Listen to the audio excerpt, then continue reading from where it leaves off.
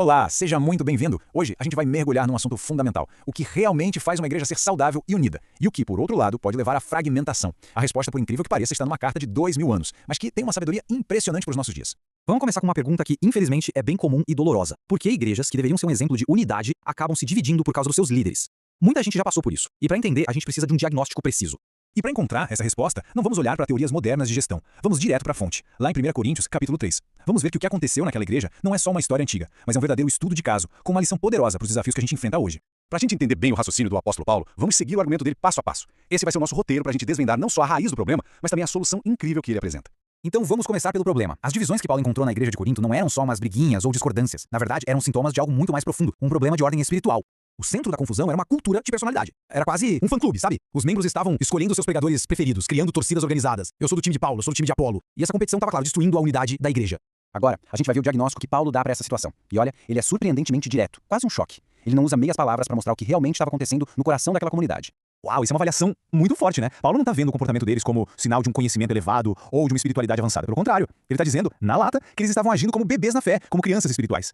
Pra gente entender a profundidade disso, é bom olhar pro termo grego que ele usa, sarkinos, que a gente traduz como carnal. Mas atenção, ser carnal nesse contexto não é só sobre cometer pecados grosseiros. Significa operar pelos padrões do mundo, sabe? Com ciúme, com briga, com partidarismo, em vez de agir com a mente de Cristo. E Paulo ainda aprofunda esse diagnóstico com uma analogia poderosa, a do leite versus o alimento sólido.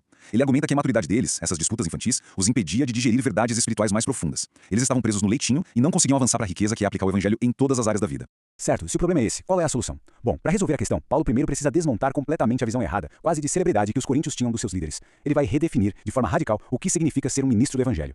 E pra fazer isso, ele usa a palavra diáconos. Sabe o que isso significava na época? Garçom, servente. É uma escolha de palavra deliberada pra chocar mesmo. Ele tá dizendo que os líderes não são CEOs, não são estrelas pop, nem chefes. Eles são, na verdade, trabalhadores humildes a serviço de Deus e da igreja. E essa ideia muda toda a perspectiva. A liderança na igreja, especialmente quando há vários pastores, não é sobre competição. Não é um concurso pra ver quem é mais popular. É sobre colaboração. São todos trabalhadores no mesmo campo, com o mesmo patrão e o mesmo objetivo. Agora a gente chega no ponto central, no coração teológico de todo o argumento de Paulo.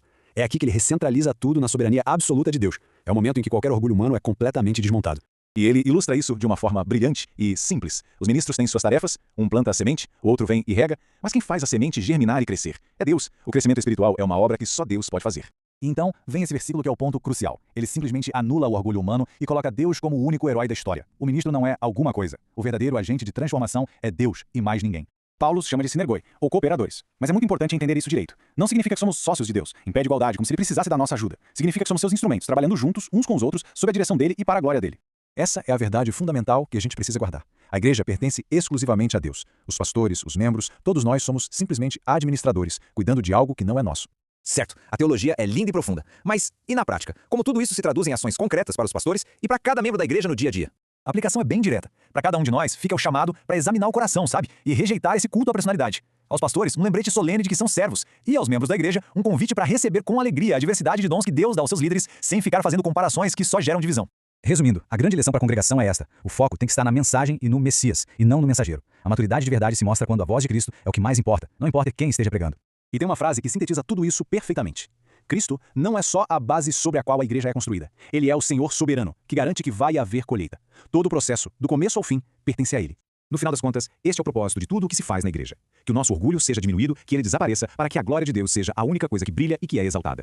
E tudo isso nos deixa com uma pergunta para refletir, né? Nas nossas próprias comunidades, nas nossas igrejas, como podemos ser melhores cooperadores no campo de Deus? Como podemos colocar essa verdade em prática para construir igrejas mais maduras, mais unidas e totalmente centradas em Cristo? A resposta pode transformar tudo.